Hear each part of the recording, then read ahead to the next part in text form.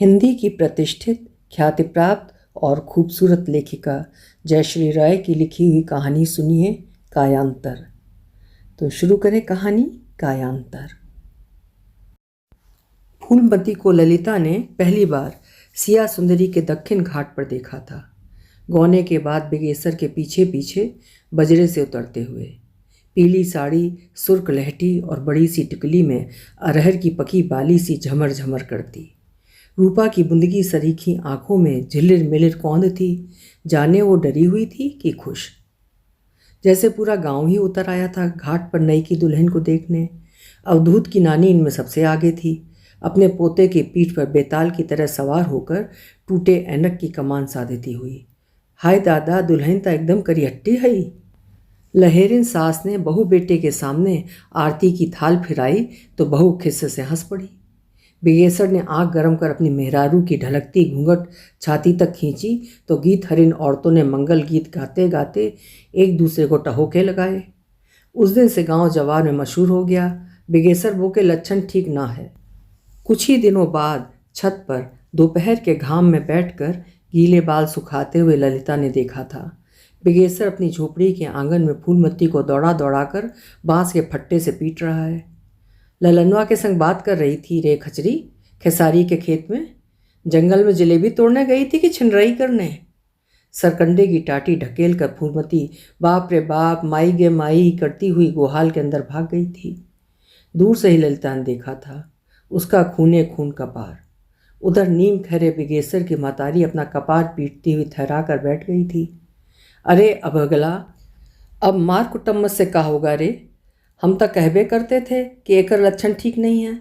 शहर की लड़की ठेठर बैस्कोप देखती है, मूरी उघार के बीच बाजार में चलती है बेलज्जी, मगर तब तक मऊगी के प्रेम में उपचुभा रहा था। अब भुगतो भंडवाई करे के ले ली, नगर नट्टन का गौना करा के हमारा माथा पर धर दिया।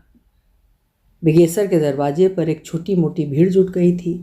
सब उचक उचक कर अंदर झांक रहे थे, तमाशा देख रहे थे। 150 घरों के इस छोटे से गांव में ऐसे दृश्य बहुत आम है। कोई न कोई रोज ही अपनी बीवी बहू की पिटाई करते हुए दिख जाता है। बिगेसर की दुल्हन नई है इस गांव में, इसलिए लोगों में उसको लेकर थोड़ी बहुत उत्सुकता है, वो भी इन्हीं 2-4 दिनों के लिए। मगर ऐसे दृश्य ललिता को आज भी उद्वेलित करते हैं। वो शहर की लड़की है, पढ़ी लिखी, बीए पास। इस गांव के मिडिल स्कूल में 4वीं से लेकर 7वीं कक्षा के बच्चों को पढ़ाती है। उसका पति त्रिभुवन अदालत में क्लर्क है, रोज शहर आता जाता है। ललिता इन दिनों उम्मीद से है, कुछ महीनों में उसे प्रसव के लिए मायके जाना है। इन दोनों वो बहुत भावुक रहती है, बात बात पर रोना आता है। ऐसी बातें उसे परेशान कर देती हैं।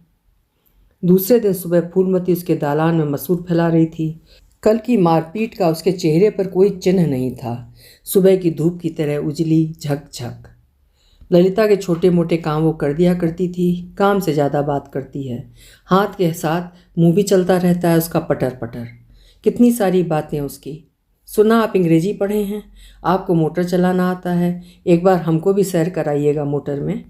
ललिता स्वेटर बुनती उसके चेहरे की कादो सी रंगत पर धूप की झिलमिल देखती रही थी, जाने गरीब किस खुशी में छलकी पड़ रही थी। तुझे तेरे पति ने कल मारा? ललिता के सवाल पर फूलमती सकुचा कर सूप फटकने लगी थी।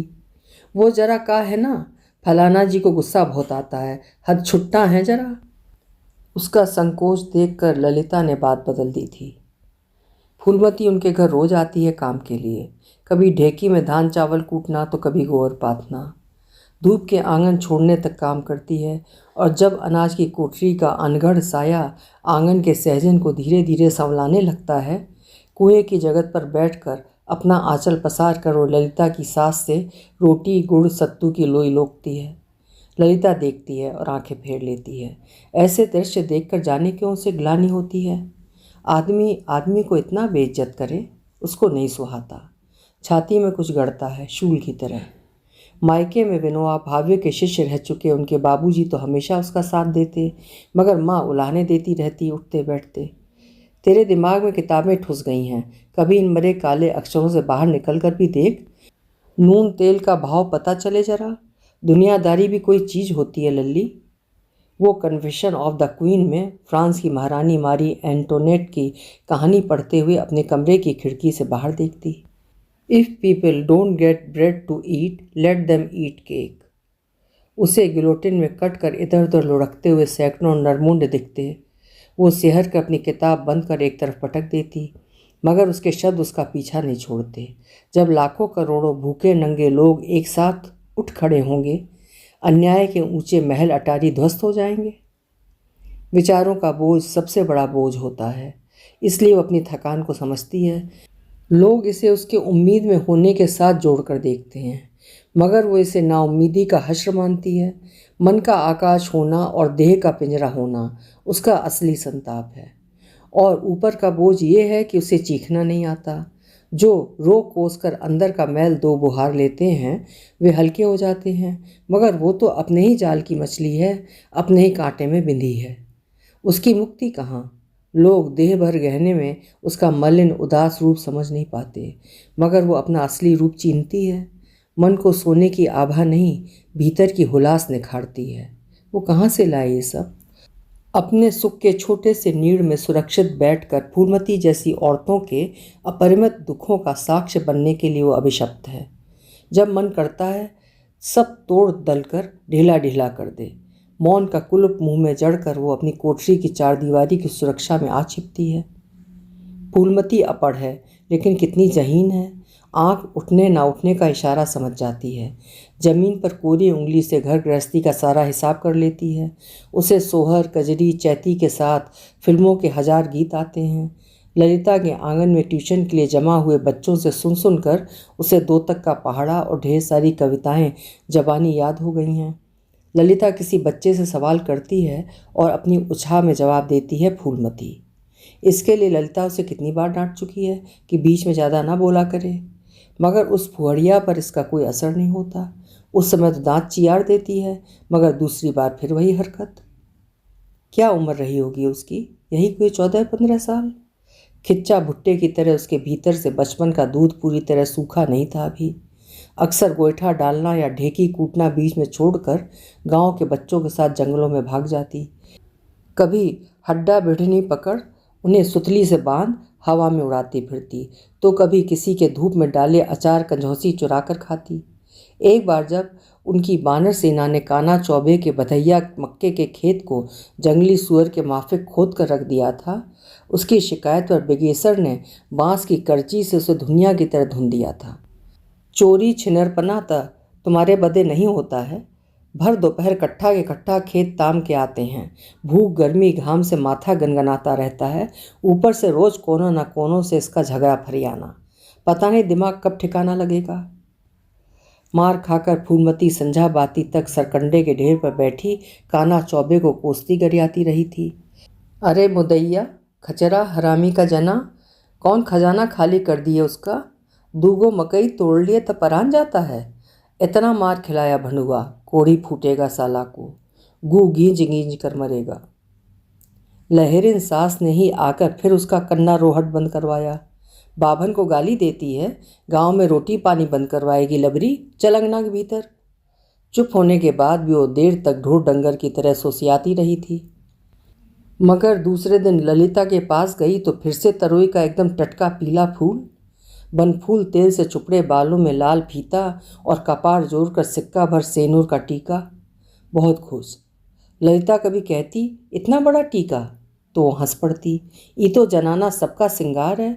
आज ललिता ने पहले दिन के बाबत पूछा तो हंसकर टाल गई। जाने दो दीदी, जलन डाही सास कुछ ना कुछ करबे करेगी। मर्द के साथ फाव में मिली है तो सहना ही है। ललिता ने उसके हाथ पर पड़ी नीली धारियों और घावों पर हल्दी चूना लेपा था। थोड़ी देर चुप रहकर फूलमती रोने लगी थी। उसे इस तरह भरभरा कर रोते देख ललिता घबरा गई थी। अब रोती काहे को है? का कर दिए हम? बड़ी देर बाद नाक सिनकते हुए तलहथी से आंखें पोंछते वो किसी तरह बोली थी, दीदी अभी प्यार दुलार सहता नहीं, बस मार दुत्कार का आदत हो गया है। बचपन में माई मर गई थी, बाप 3 महीने के भीतर सौतेली माई ले आया, समझो चुड़ैल का दूसरा रूप। वो हमको उठते बैठते सताती और बाप भट्टी से दारू ढकोर कर पलानी में बेसुध पड़ा रहता। एक भाई सो भी साहूकार का पतल चट्टा, ऊपर से गांजाखोर भी। बचपने से खराब संगत पर पड़ गया था। 10 साल की उम्र में ही सौतेली माई ने रेजा कामिन के काम में लगा दिया था। तो बस हाड़ तोड़ काम, मार और दुख, बस यही तो मिला है जिंदगी भर, वहाँ चाहे यहाँ। ललिता का मन गीला हो गया था उसकी कहानी सुनकर। ऐसी कितनी फूलमतियाँ इस जमीन पर आए दिन जीवन का आंख भर सपना लेकर हरियाती और धीरे धीरे ऊसर होती जाती हैं। नई उम्र की उछाह में गुड्डी बनकर आकाश की ओर लपकती हैं और फिर सूत कट कर नीचे आ गिरती हैं। उसे अपनी सहेली मधुमिता याद आती है, कुछ कुछ ऐसी ही, फूलमती जैसी, बुरे लक्षणों वाली।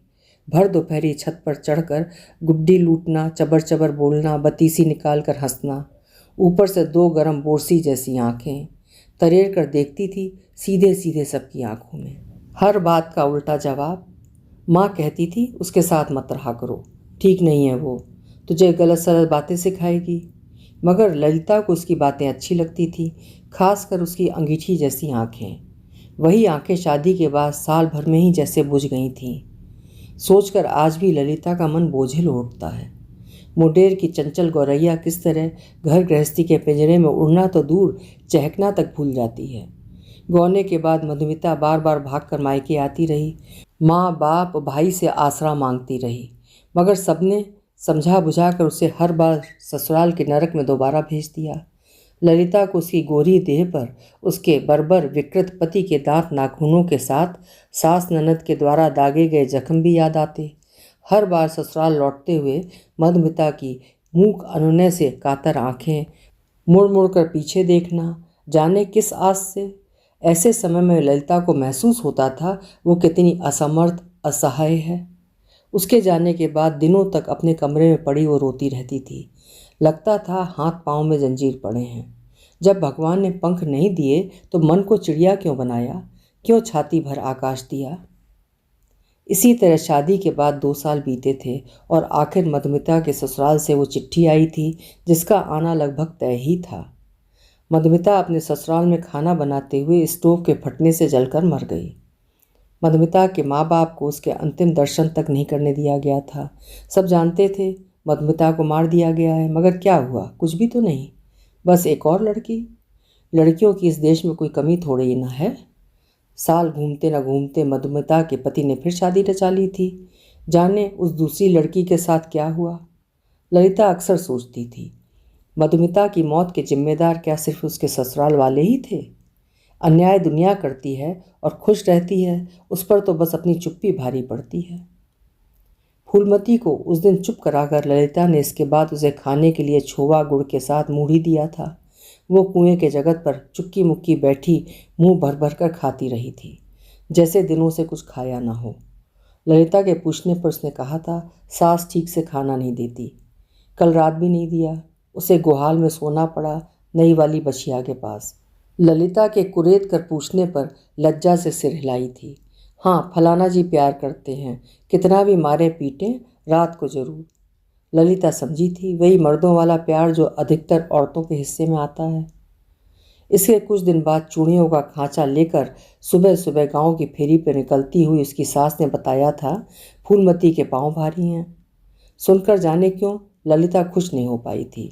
उसे फूलमती का साड़ी को धोती की तरह बांधकर तपती दोपहरी में गांव के बच्चों के साथ शीतला मैया के थान के पीछे गुल्ली डंडा, कंचा खेलना या लट्टू नचाना याद आया था। उस दिन राम सिंहासन के खेत से बूट झंगरी निकाल कर खाते हुए फिर पकड़ी गई थी। अपनी इन हरकतों के कारण कितनी बार पिट चुकी थी वो। अब क्या खेल पाएगी कभी इस तरह से। उसे बच्चे की नहीं गुड़ियों की ज़रूरत है अभी। एक और कच्चा घड़ा टूटा, एक और बचपन गया। ललिता ने अपने पति से रात को सोते समय ये बात कही तो टाल गया। इसमें नई बात क्या है, होती रहती है। फिर हंसकर उसकी नाक दबाई थी, तुम भी तो माँ बनोगी, ज़्यादा मत सोचा करो। ललिता ने प्रतिवाद करने की कोशिश की थी, दोनों एक ही बात है क्या, उसकी उम्र तो देखिए, बच्ची है। सुनकर उसका पति करवट बदल कर सो गया था। इन गांव जवार के अनपढ़ लोगों से क्या उम्मीद करती हो, जिंदगी किताबी नहीं होती लाली, जमीन पर उतरो। ललिता एक बार फिर चुप रह गई थी। क्या उसके जीवन में ये किताबें सिर्फ पढ़कर रख देने के लिए हैं, अलमारी की शोभा बढ़ाने के लिए। ज़्यादा शिकायत करती तो पति कहता खुद ही तो इस बज्जर गांव में रहने की जिद पर अड़ गई और अब परेशान होती हो। उसकी बात सुनकर ललिता को चुप हो जाना पड़ता। बात सही है। शादी के बाद उसका पति शहर चला जाना चाहता था। उसे लगता था पटना शहर की लड़की होने के कारण ललिता को इस गांव में अच्छा नहीं लगेगा। मगर उसके पिता के मरने के बाद ललिता उनके स्कूल की जिम्मेदारी उठाने की जिद पर अड़ गई। ललिता के ससुर इस गांव में कई सालों से एक मिडिल स्कूल चला रहे थे। शादी के बाद उनके जीवन के कुछ दिन बहुत सुंदर बीते थे। कहाँ कहाँ घूमने गए थे दोनों। पति चाहता था कश्मीर जाना, मगर वो पहले अपना बिहारी अच्छी तरह घूम कर देखना चाहती थी। लोग दुनिया जहान देख लेते हैं, बस अपनी जगह से अनजान रह जाते हैं। हाजीपुर ज़िले में उनका गांव पड़ता है। उसके उत्तर में मुजफ्फरपुर, दक्षिण में पटना, पूर्व में समस्तीपुर तो पश्चिम में सारण। इन इलाकों के सभी नामी जगह उन्होंने देखे थे। गणतंत्र की धरती वैशाली के स्तूप, सीता मैया की जन्मभूमि और उससे लगा जनकपुर धाम जो नेपाल में पड़ता है।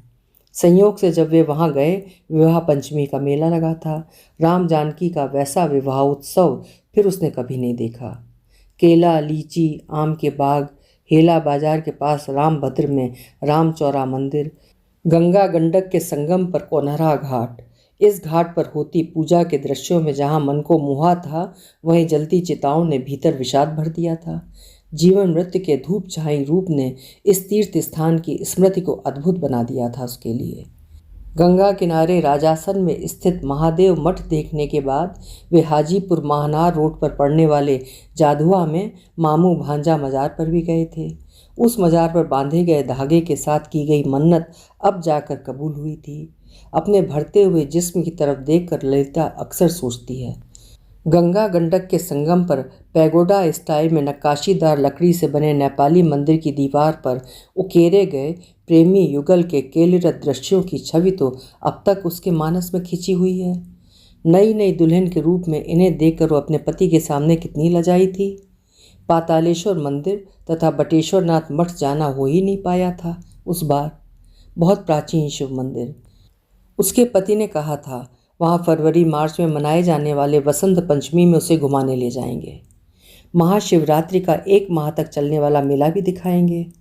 उस समय ससुर जी की अचानक से तबीयत बिगड़ने से उन्हें यात्रा को बीच में ही रोक कर गाँव लौट आना पड़ा था। इसके कुछ दिन बाद ही उनका देहांत हो गया था। दिन दिन देह से भारी होते हुए उसने कभी अपने छत से तो कभी खिड़की से फूलमती को गोबर पाथते, जंगल से लकड़ियाँ बीन कर लाते या अपनी सास पति से पिटते रोते झगड़ते हुए देखा था। उसका उनके यहाँ आना भी इन दोनों बहुत कम हो गया था। कार्तिक महीने में बारिश के थिराते थिराते छठ की धूम मचने लगी। ललिता की सास व्रत रखती हैं। उसके पांव भारी होने से उसकी सास ने फूलमती को मदद के लिए बुला लिया था। गर्भ के शुरुआती दौर में वो अभी तक हल्की फुल्की थी। झट से उनकी बात मान गई थी। नहाए खाए के दिन एकदम भोरे भोर सिया सुंदरी में डुबकी लगाकर घर के काम काज में हाथ बटाने हाजिर हो गई थी। उसका उत्साह देखते बनता था। घर का भीतरी आंगन गोबर से लीपा था। पूरा इलाका झाड़ झूड़ कर साफ कर दिया था। पूजा के हर काम में उसका यूं हाथ बटा सकना ललिता को अच्छा लगा था। छठ सही मायने में लोक पर्व है, जिसमें सबका बराबरी का हिस्सा होता है। दूसरे त्योहारों की तरह ये बाभनों या ऊंची जात वालों की बपौती नहीं है। इसमें उनकी धौंस नहीं चलती। दहलीज पर रंगोली डालती हुई फूलमती मुझे अपनी हुलस में समझाती रही थी, एक को दिन सूरज देवता ना उगे तो दुनिया जहान में अन्हार छा जाएगा, धरती से जीवन खत्म हो जाएगा। देखा जाए तो वो सबसे बड़ा भगवान हुए। उनका पूजा खूब मन लगा के करना चाहिए, तभी यह दिन दुनिया में तरक्की होगा।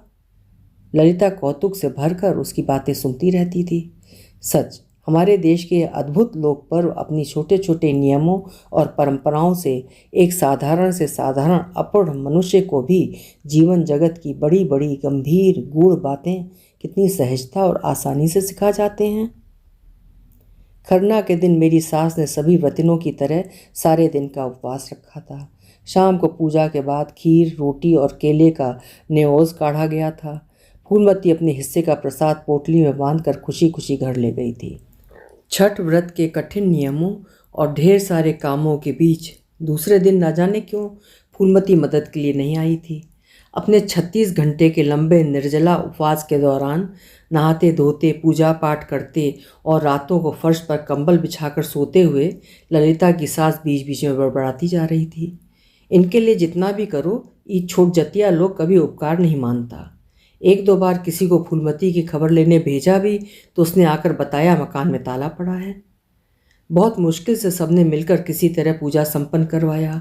प्रसाद के लिए ठेकुआ बनाना, कसार बांधना, फिर सांझ को घाट जाकर अस्त होते हुए सूर्य को अर्घ्य चढ़ाना, रंग बिरंगे पताकाओं से सजे नदी के घाट, रोशनियां, बजते लाउड स्पीकर, लोगों की भीड़ और औरतों के सम्मिलित कंठ से गाए जाने वाले गीत, ऊजे केरवाजे फरदे घबोद जे, ऊपर सूगा में रराए। ललिता काम करते, सजते, संवरते और सबके साथ मिलकर हंसते गाते ही थक कर चूर हो गई थी। देर रात उसके पति और दोनों देवर जब घाट पर हाथी बैठाने के लिए जाने लगे तो वो चाह कर भी न जा सकी। ऐसा शायद पहली बार हुआ था, वरना वो बचपन से इस त्योहार के हर काम में बढ़ चढ़कर हिस्सा लेती रही थी। खासकर सुबह के अर्घ्य से पूर्व देर रात को घाट पर हाथी बैठाने को लेकर वो बहुत उत्साहित रहा करती थी।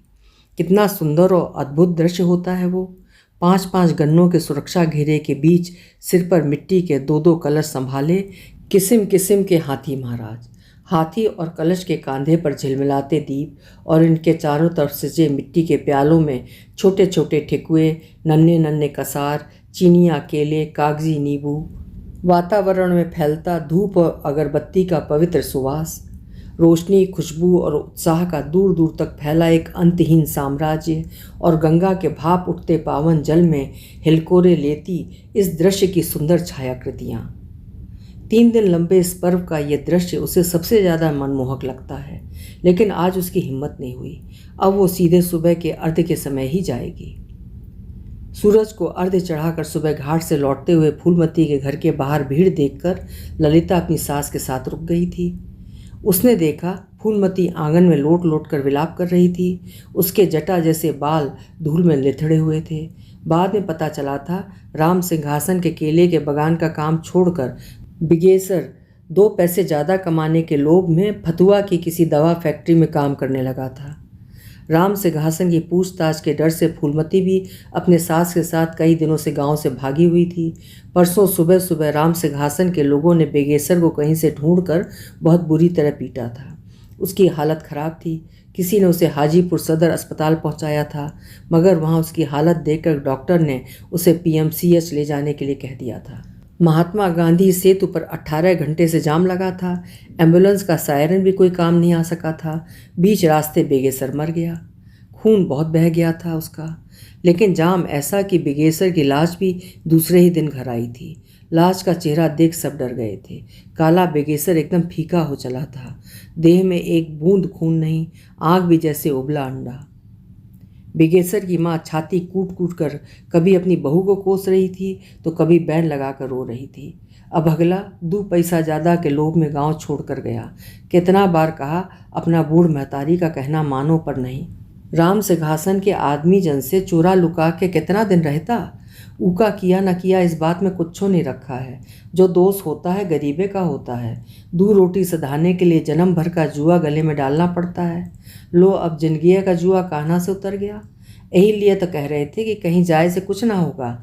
बचना चाहता है तो चुपचाप जाकर ओकर गोड़ में नाक रगड़ कर थूक चाट ले। 2 दिन बाद शहर से लौटकर त्रिभुवन ने बताया था बिगेसर के काम छोड़कर जाने से राम सिंहासन बहुत नाराज था। उसने थाना में उसके खिलाफ चोरी करके भागने का रिपोर्ट लिखवा दिया था और अफवाह भी फैला दी थी कि बिगेसर डाकू बन गया है और डाकुओं के आपस की लड़ाई में ही मारा गया। सुनकर ललिता दंग रह गई थी। खुलेआम ऐसा अन्याय, अत्याचार और कहीं कोई सुगबुगाहट तक नहीं। पूरा गांव अनजान बना अपने अपने घरों में दुबका हुआ था। अब हर 2 दिन में फूलमती के द्वार पर पुलिस की जीप आकर रुक रही थी। देर देर तक पूछताछ और राम सिंहासन की कोठी में थाना स्टाफ की दावत। कुछ ही दिनों में फूलमती के आंगन से उसके 2 खस्सी और 10-10 मुर्गे मुर्गियां गायब हो गईं। एक दिन फूलमती की सास को अकेली देखकर ललिता ने फूलमती के बारे में पूछा तो उसने बताया फूलमती को थाना वाला सब पूछताछ के लिए सुबह सुबह जीप में उठा ले गया है। उस दिन फूलमती अपने घर नहीं लौटी थी। सारा गांव उसके नाम पर थू थू कर रहा था। दूसरे दिन ललिता ने उसे अपने आंगन में चुपचाप बैठे हुए देखा था। उसके बार बार बुलाने पर भी फूलमती ने कोई जवाब नहीं दिया था। उस समय फूलमती का चेहरा आषाढ़ के मेघ सा काला दिख रहा था। देखकर ललिता का दिल बैठ गया।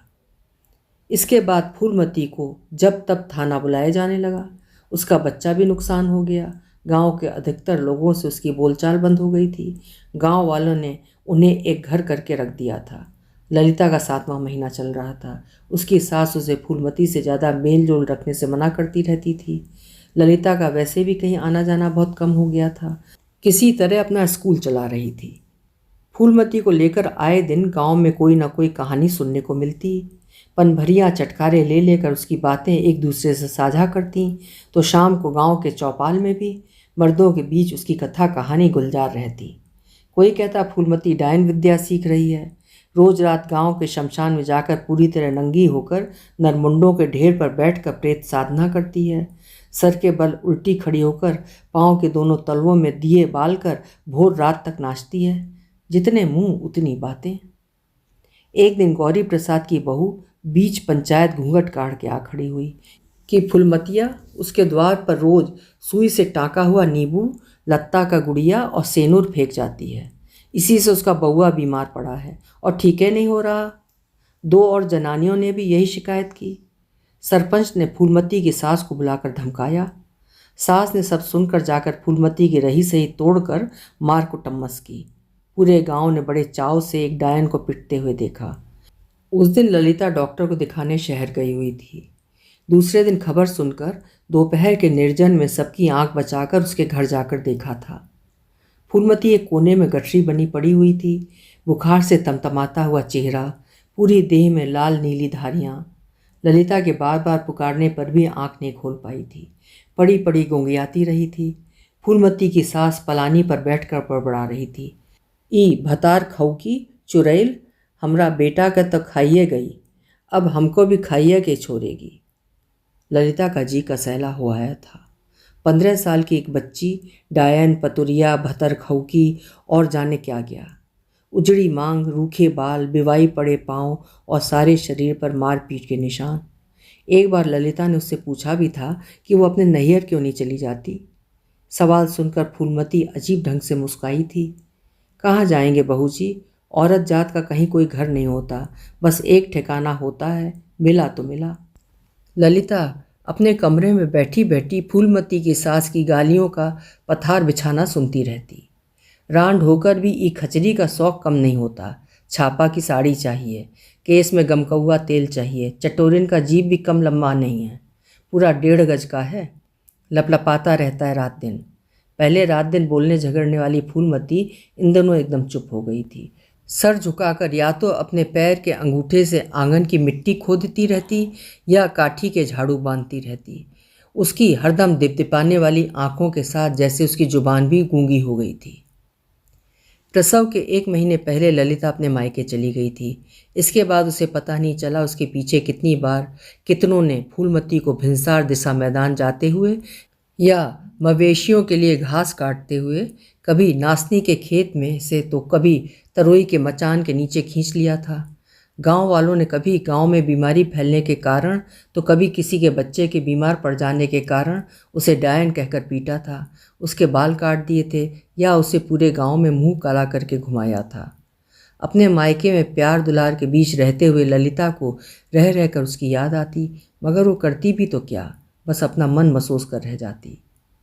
एक सुंदर तंदुरुस्त बच्चे को जन्म देने के 6 महीने बाद ललिता अपने ससुराल लौटी थी और लौटकर एक अजीब नज़ारा देखा था। फूलमती की झोपड़ी के भीतर बाहर लोगों की उमड़ती हुई भीड़ और फूलमती मैया की जय का गगनभेदी उद्घोष। सास ने बताया था फूलमती पर देवी आने लगी हैं। दूर दूर से लोग उसके दर्शन करने आते हैं। वो सबकी मन्नत पूरी करती है, हरी बीमारी की अचूक औषध देती है। जो एक पांव पर आता है वो 2 पांव पर लौटता है देवी के स्थान से। उस दिन एक मुर्दे को जिंदा कर दिया 2 लात में। ललिता की सास ने बताया था फूलमती मैया के आशीर्वाद देने का ढंग भी निराला है, ना फल ना भभूत, बस लात और गालियाँ। ऐसी ऐसी गंदी गालियाँ कि सुनने वालों के कान लाल हो जाते हैं। सबको माई के सामने जाकर साष्टांग लेटना पड़ता है। जिस पर माई प्रसन्न होती है उसके माथे, पीठ, कंधे पर धमाधम लात मारते हुए गाली गलौज से उसके 7 पुस्तों का श्राद्ध करती है। फिर उसका झोंटा पकड़कर अपने आंगन से बाहर निकाल देती है। सिर्फ छोटे बच्चों को अपनी गोद में लेकर झुलाती है और लोरी गाती है। फूलमती मैया के लात का प्रसाद पाकर भक्तजन धन्य हो जाते हैं। मैया को चढ़ावे में सिर्फ लाल साड़ी, कुमकुम और बेला के फूल की वेणी चढ़ाई जा सकती है।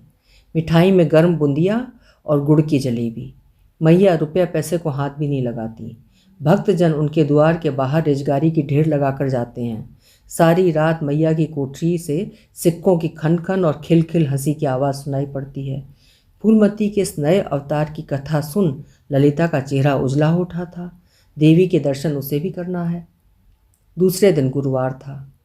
यह देवी का दिन माना जाता है। नहा धोकर लाल साड़ी, वेणी और सिंदूर की डिब्बी लेकर ललिता अपने बच्चे के साथ फूलमती मैया के दर्शन करने सुबह सुबह उसकी झोपड़ी गई थी।